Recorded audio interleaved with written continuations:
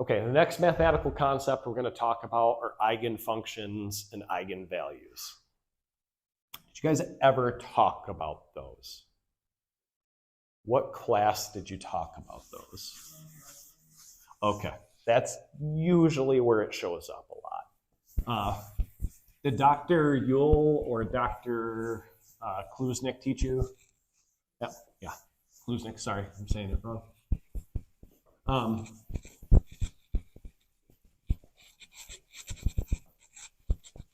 What do you remember about them?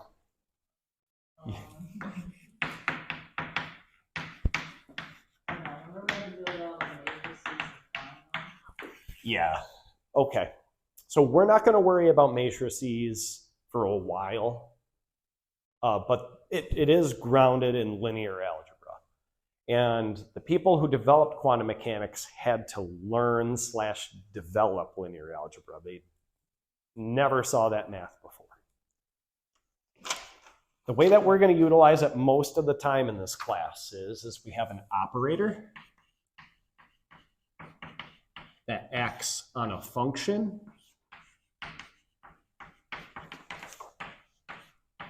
And you get a constant and that same function.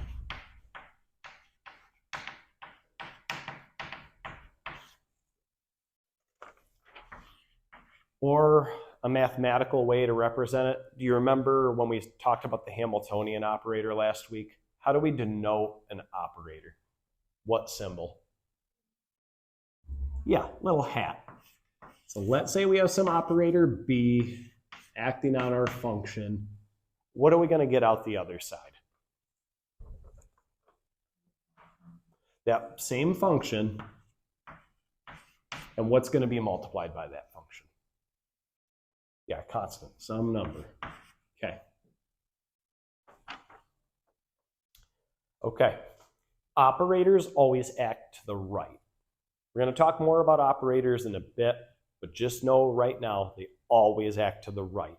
They do that first, then you could multiply together. So let's say you had something like this. You would operate on psi, not the complex conjugate of psi first. That order matters a lot. And that's, again, where the commutative property isn't always followed. Okay. So let's describe these things. What's B again?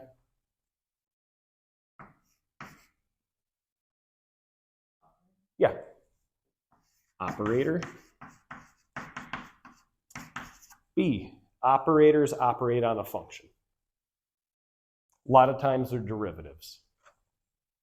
Psi is our eigenfunction.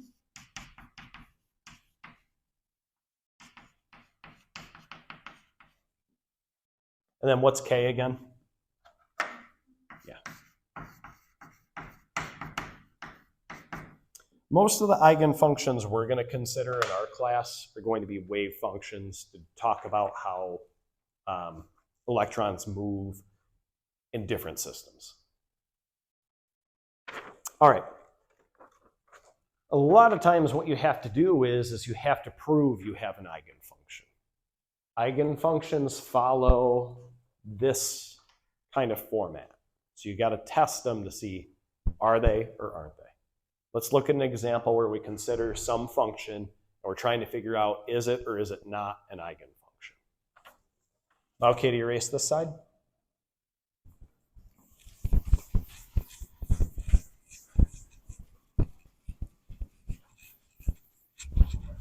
Okay.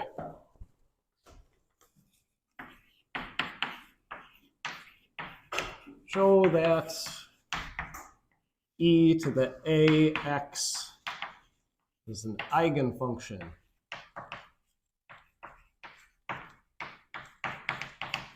of the operator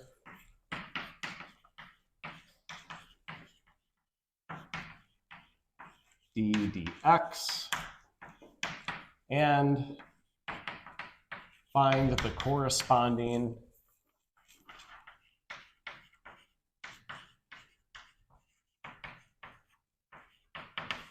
eigenvalue.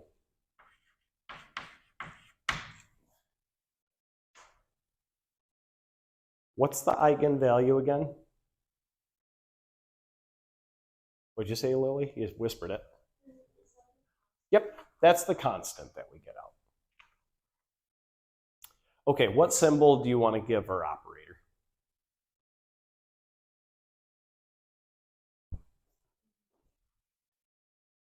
World's your oyster. You can pick anything you want. It doesn't matter. Yeah, I like it. So what we're trying to show is, and what's that? What should that be equal to if this is an eigenfunction? Yep. Constant times what? Yeah. Okay. Oops, I did a crappy job. It looks like a Y. There you go. Okay, so we got d dx, and it's going to operate on e to the ax. When we take the derivative of that guy, I love e's. E's are going to pop up a ton everywhere. What's the derivative of this guy with respect to x? Yep. I'm going to formulate it a little differently. We got a times e to the ax. Okay. This is that guy, right? That's psi. What we need to check is we get the same function back out. Meaning there's no other x's or anything else, nothing new got introduced. Is this the same function? Yeah. And then k is our eigenvalue. Okay. So now, is e to the ax, is that an eigenfunction of the d dx operator? Yes. Eigenfunction with respect to that operator. And what is our eigenvalue? Yep.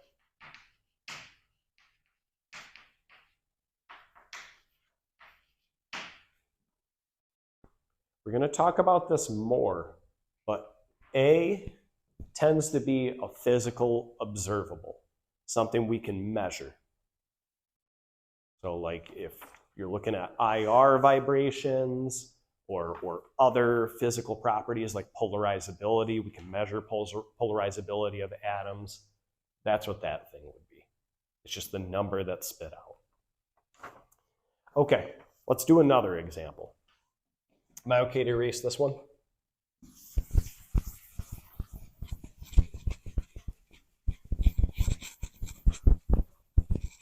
How are we doing on time? Okay, perfect. Is e to the ax squared an eigenfunction?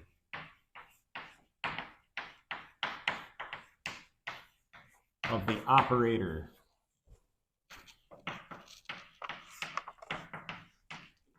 d dx.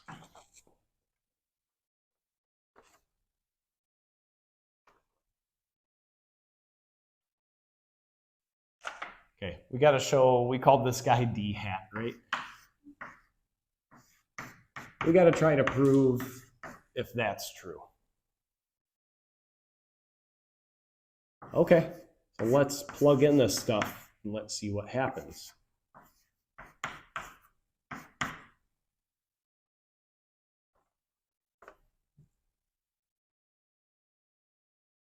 Chain rule, right? What's the derivative of this guy?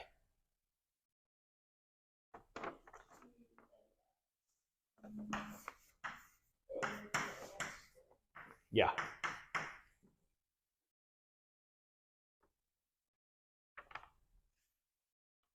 Okay, let's look at the output function. What's our constant and what's our function? This is the constant.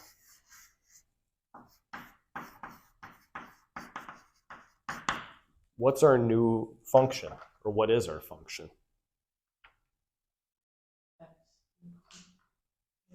Yep.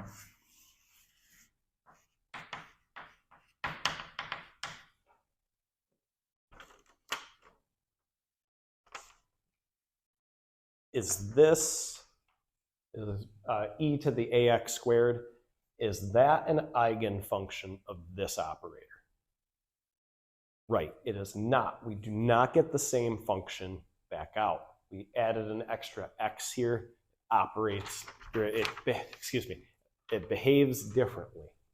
So no, not an eigenfunction.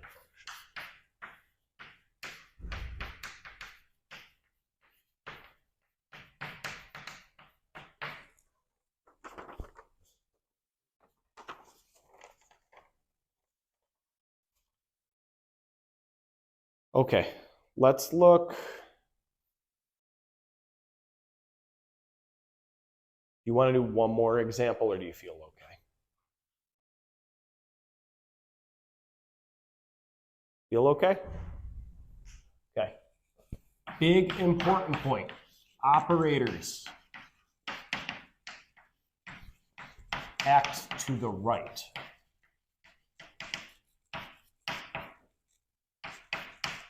They never go the other way around. Ooh, thank you. All right.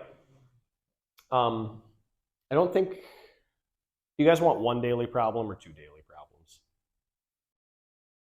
Reference? This stuff will be on the Quizlet. Probably material associated with the Quizlet. Okay.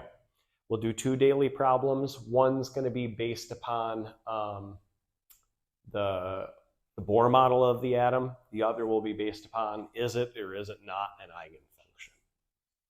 Okay. All right. I don't really want to start the next thing because we kind of don't have enough time to do that.